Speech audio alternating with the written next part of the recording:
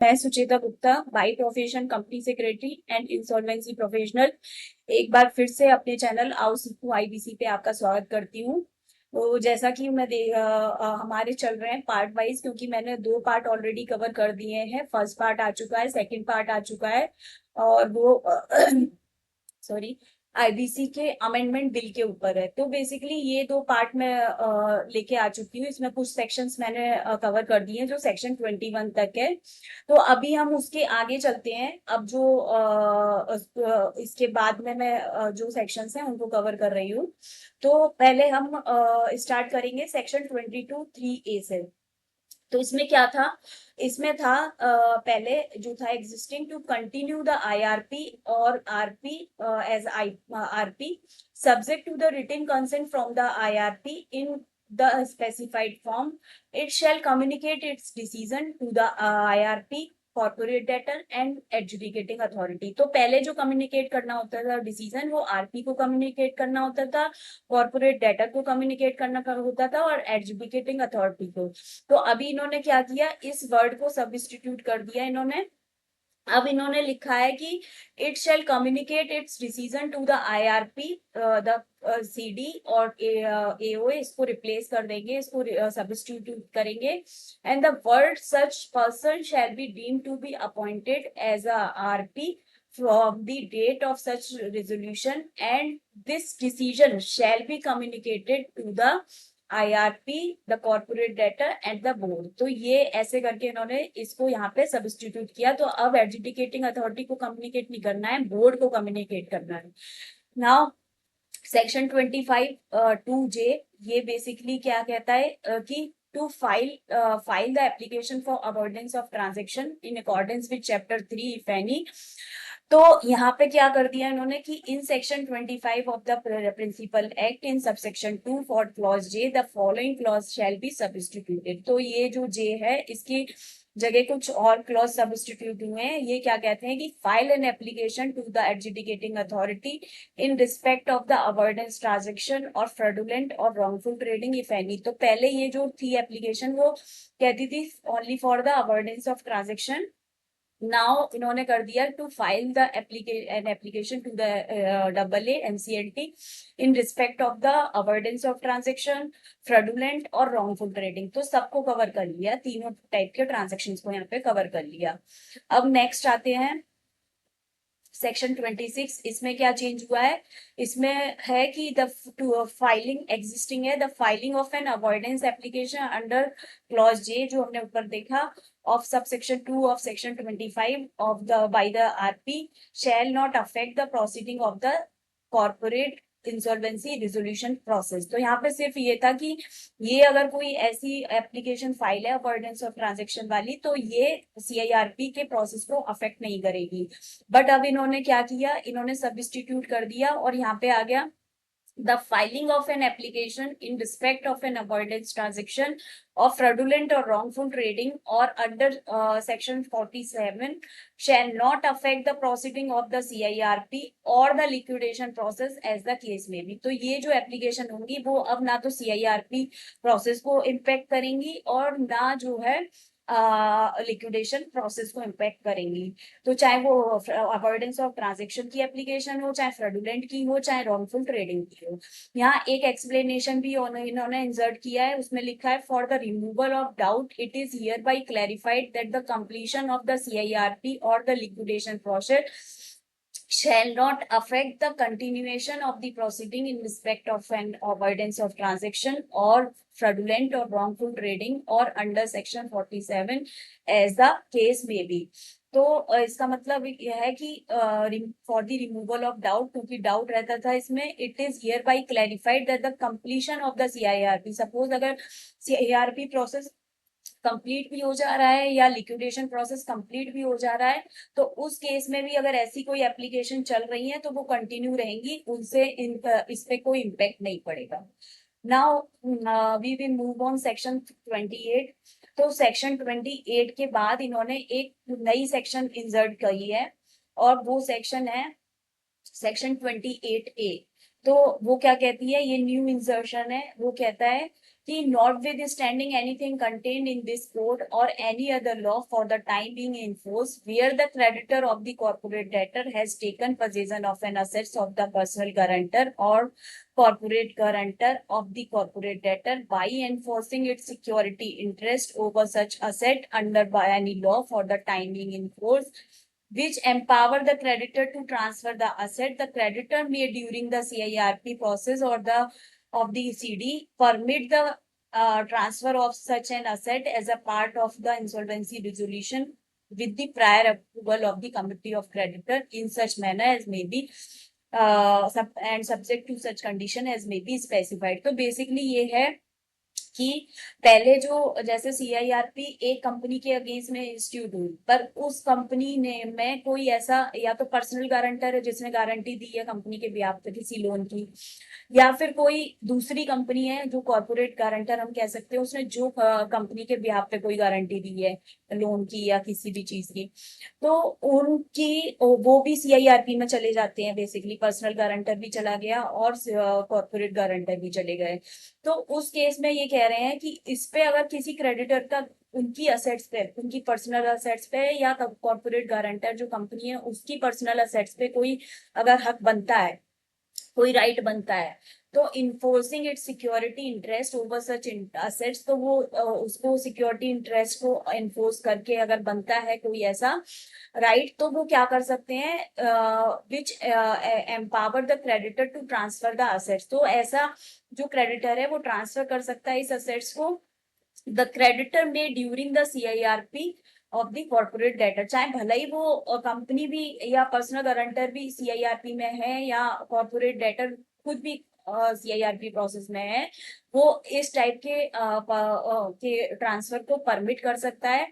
Permit the transfer of such an assets as a part of the insolvency resolution with prior approval of the committee, but इसके लिए एक prior approval लगेगी of the COC की in such manner and subject to such condition as may be specified. तो जो भी condition अगर by कोई रेगुलेशन लेके आएंगे उसमें जो भी कंडीशन होंगी उसके अकॉर्डिंग, जो भी स्पेसिफाइड होंगी उसके अकॉर्डिंग इन्हें करना होगा।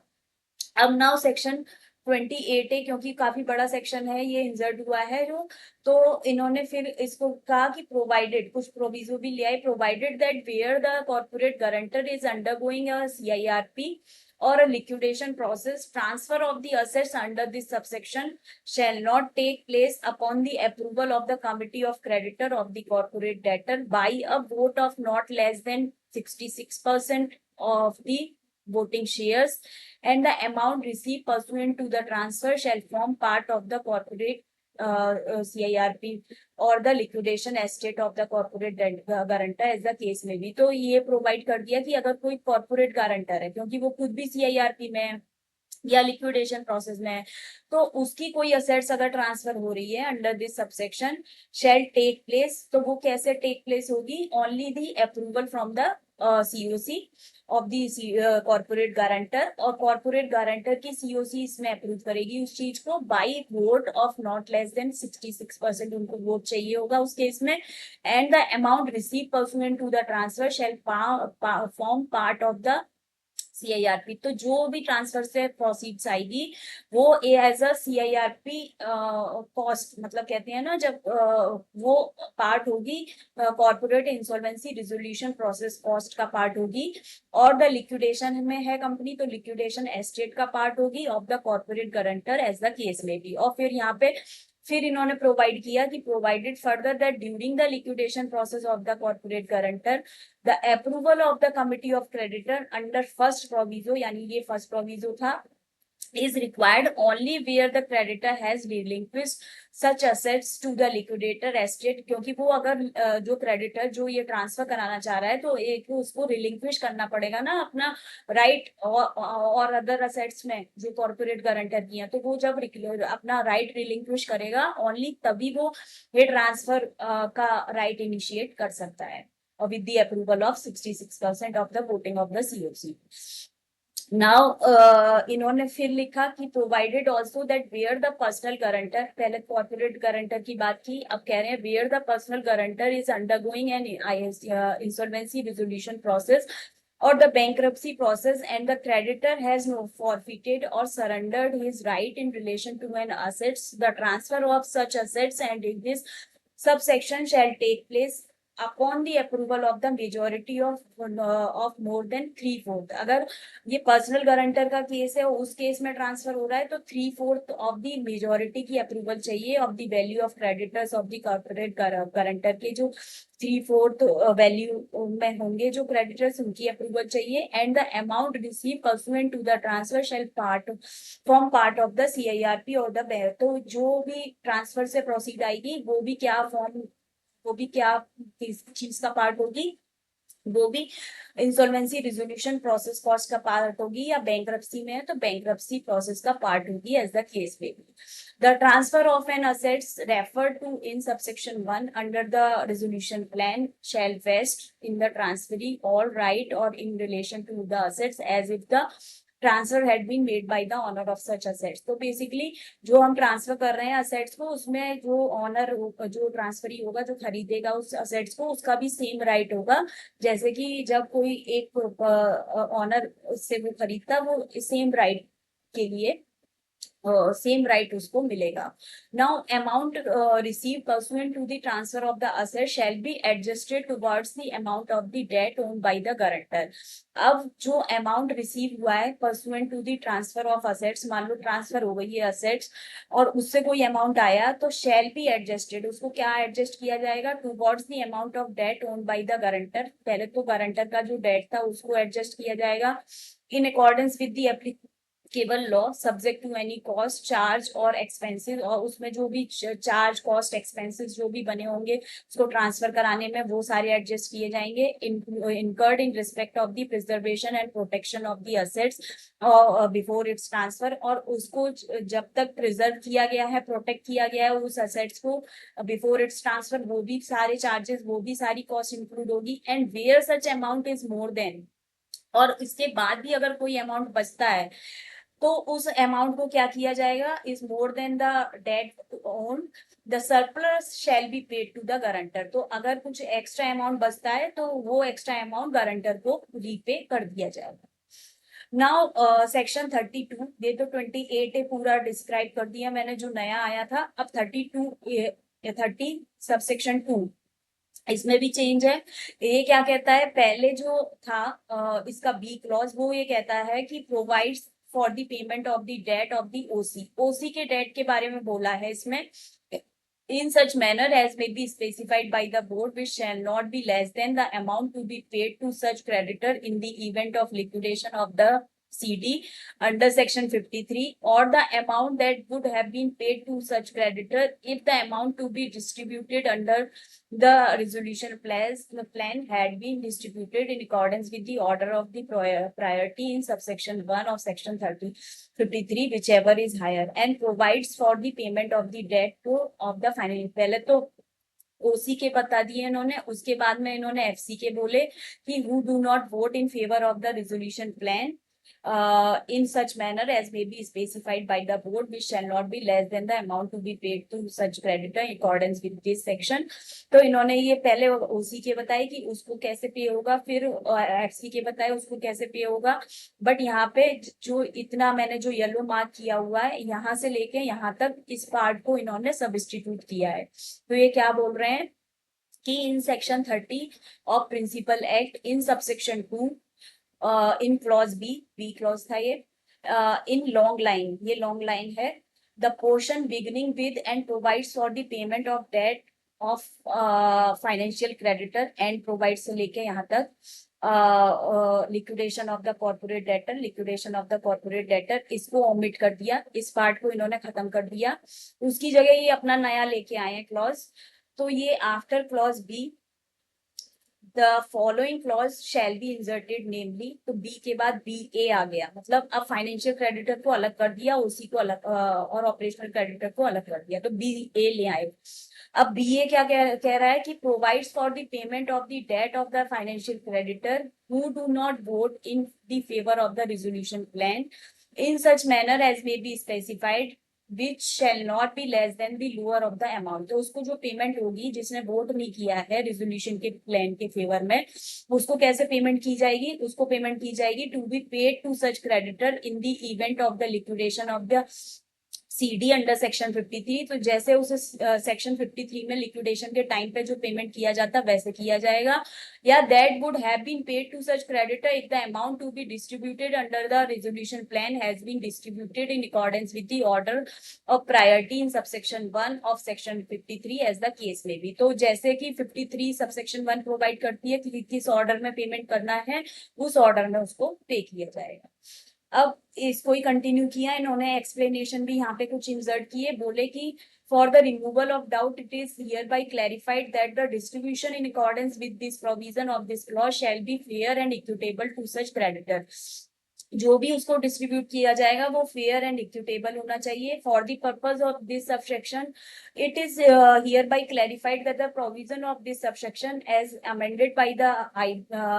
IBC amendment act 2025 shall not apply to the CIRP where any of the following act have first occurred. तो ये जो प्रोविजन आया नया, वो कहाँ कहाँ अप्लाई नहीं होगा, ये भी इन्होंने क्लियर कर दिया कि सपोज करिए कि COC अगर ऑलरेडी प्लान अप्रूव कर चुकी है इस अमेंडमेंट के आने से पहले, तो वहां अप्लाई नहीं होगा। The committee of creditor has approved initiation of the adjudicating authority to initiate, अगर लिक्विडेशन प्रोसेस को इनिशिएट कर चुकी है COC तो वहां अप्रूव नहीं हो, वहां पे अप्लाई नहीं होगा। जहां एडजुडिकेटिंग अथॉरिटी ने कोई ऑर्डर ही पास कर दिया लिक्विडेशन का, एज द केस में be on and before the before the date of the commencement of this amendment act, तो जहां पे लिक्विडेशन का ऑर्डर ऑलरेडी पास हो गया है तो वहां भी ये अप्लाई नहीं करेगा। नाउ सेक्शन 32D, इसमें भी चेंज किया है। पहले क्या कहता है, the implementation and supervision of resolution plan से रिलेटेड है ये, और इसमें इन्होंने the following clause shall be substituted, namely इसमें सब्स्टिट्यूट किया है कुछ क्लॉजेस को। वो कहते हैं कि डी कह रहा है कि provides for the implementation and supervision of the resolution plan and provides for the constitution of committee, क्योंकि एक सीओ एक कमिटी भी बनानी पड़ेगी for this purpose subject to such condition and in such manner as may be specified. तो जब plan approve हो जाता है तो उसको सुपरवाइज कोई नहीं कर कोई कमिटी नहीं है उसके लिए सुपरवाइज करने के लिए, तो एक कमिटी भी बनाओ कि भाई जब प्लान अप्रूव हो गया तो उसके बाद वो क्या रहा है उसमें। नाउ 31 सबसेक्शन 1 है, वो क्या कहता है कि इन subsection 1 after the existing proviso, एक इसमें ऑलरेडी पहले से कोई प्रोविजो है 31 में, जो मैं आपको यहाँ पे दिखा दे रही हूँ। 31 अप्रूवल ऑफ रेजोल्यूशन प्लान का है ये, और इसमें एक प्रोविजो था पहले से, वन के बाद एक प्रोविजो था ये, बट इसके बाद एक और प्रोविजो इंसर्ट कर रहे हैं। ये कह रहे हैं कि provided where further that the adjudicating authority may on application made by the resolution professional with the approval of the committee of creditor by vote of not less than 66% of the voting share in such form and manner and subject to such condition as may be specified, first approve the implementation of the resolution plan and thereafter approve the manner of distribution of proceeds wherein within the period of 30 days। तो basically जो resolution plan approve होगा 66 voting से, इन such form, वो उस such form में होना चाहिए, manner में होना चाहिए and subject to such condition होना चाहिए as may be specified. First approve the implementation of the resolution plan and thereafter, पहले तो इम्प्लीमेंट कैसे होगा वो उसको अप्रूव करना होगा, and thereafter approve the manner of distribution, और विद इन 30 डेज में कैसे वो डिस्ट्रीब्यूट होगी उसकी प्रोसीड्स, इसको डिसाइड करना पड़ेगा। Now in subsection 2 the following proviso shall be inserted namely, तो पहले 31(2) में कुछ था एक प्रोविजो जो कि आपको अभी दिखा रही हूँ स्क्रीन पे, ये है 2, इसमें 31(2) इन द फॉलोइंग, मतलब पहले नहीं था, बेसिकली पहले यही था सिर्फ, तो इन्होंने अभी इंसर्ट किया है इसको, एक प्रोविजो को, नए प्रोविजो को। वो कहता है कि provided that the adjudicating authority may before rejecting the resolution plan give notice to the committee of creditor to rectify any defects in the resolution plan. तो अभी NCLT को एक मतलब रिजेक्ट करने से पहले रेजोल्यूशन प्लान को एक नोटिस देना होगा COC को कि भाई अगर आप चाहते हो तो इसको रेक्टिफाई करके ले आओ, हम दोबारा देख लेंगे इस रेजोल्यूशन प्लान को। नाउ 31 2A क्या कहता है कि after subsection 2 this section 2 the following subsection shell be inserted. 2 के बाद एक प्रोविजो आ गया, फिर उसके बाद 2A एक नया सबसेक्शन आ गया। वो कहता है कि adjudicating authority shall pass an order under subsection 1 और 2 within the period of 30 days from the date of the receipt of the resolution plan. और जो एडजुडिकेटिंग अथॉरिटी है उसको भी ऑर्डर पास करना होगा विद इन 30 days में on the receipt of the resolution plan. और अगर कोई डिले होता है इनके ऑर्डर में, एनसीएलटी में देखते हैं हम कि रिजोल्यूशन प्लान एक एक साल तक लटके हुए हैं, तो इसमें भी अगर कहीं कोई डिले होता है तो अब बोल दिया है कि provided that if the adjudicating authority has not passed an order within such period it shall record the reason of such delay in writing. तो अगर एडजुडिकेटिंग अथॉरिटी की तरफ से कोई डिले है तो उनको एक रीजन देना पड़ेगा राइटिंग। तो बेसिकली ये आ गया। अब सेक्शन 31 सबसेक्शन 4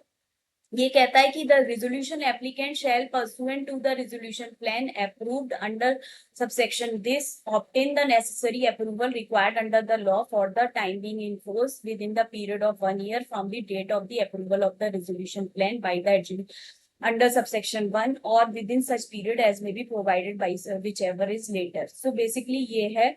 और यहाँ पे प्रोवाइडेड, यहाँ पे एक प्रोविजो भी है, वो कहता है कि provided that where the resolution plan contain the provision for combination as refer to in section 5,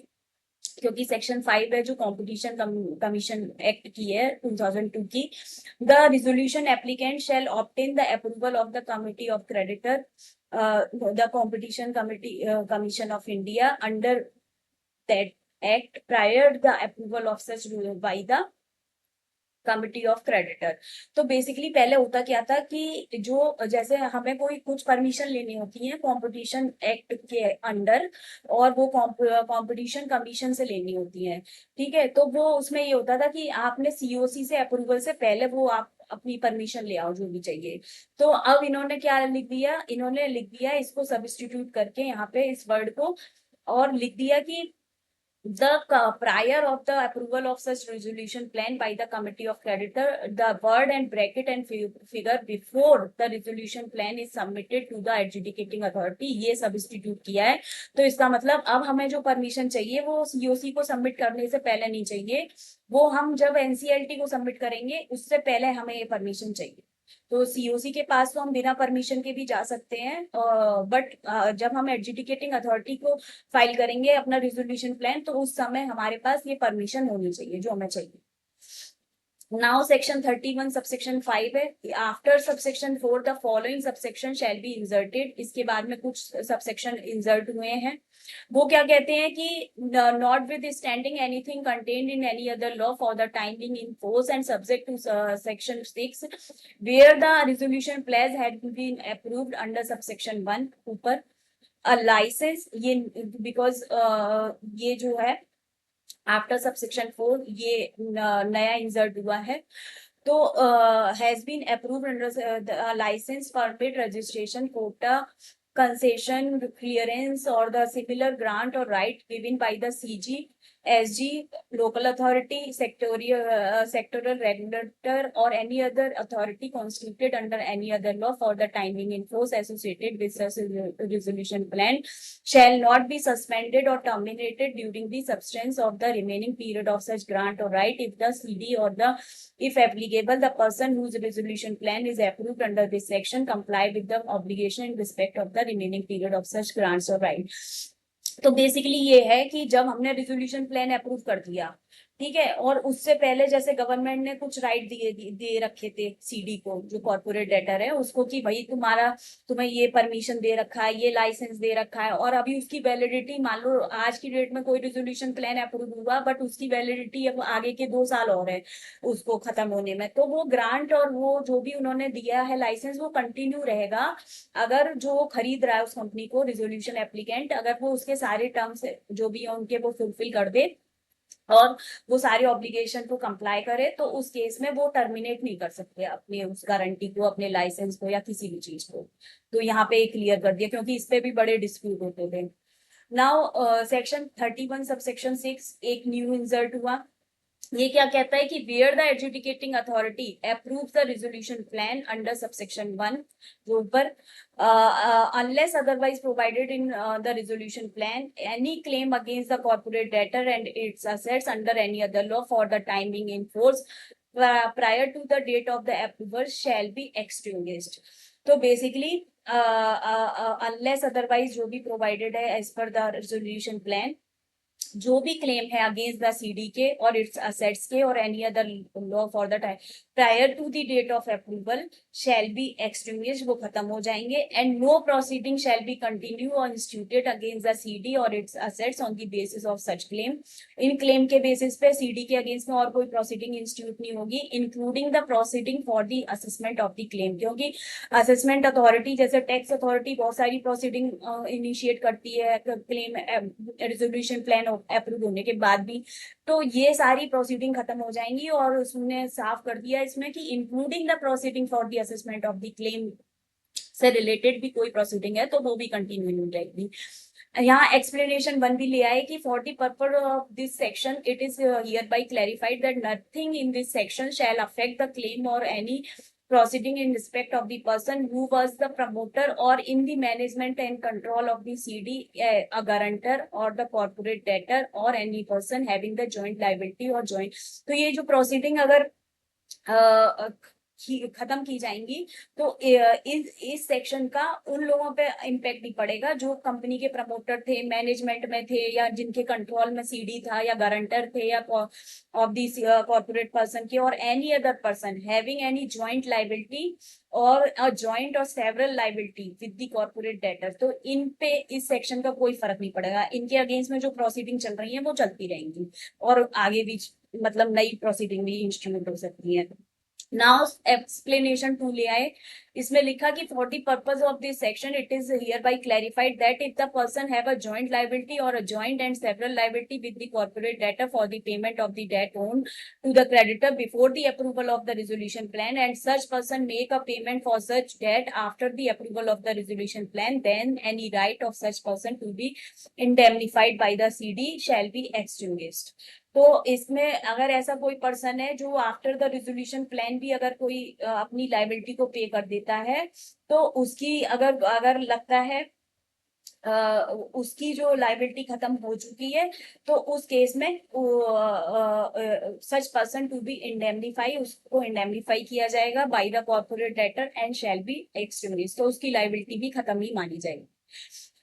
now section 33(1)(a), अब ये 33 वाला जो सेक्शन है वो भी बहुत वाइड है, तो मैं कल इसको एक्सप्लेन करूंगी या नेक्स्ट सेशन में एक्सप्लेन करूंगी इसको नेक्स्ट पार्ट में, क्योंकि अभी पार्ट 1, 2 ऑलरेडी आ चुके हैं, ये पार्ट 3 है, तो मैं पार्ट 4 में इसको कवर करूंगी। तो thank you for listening me, for watching मी, और चैनल अगर पसंद आ रहा है मेरा ये ब्रीफ तो आप चैनल को लाइक करिए, शेयर करिए, सब्सक्राइब करिए, और थैंक यू सो मच।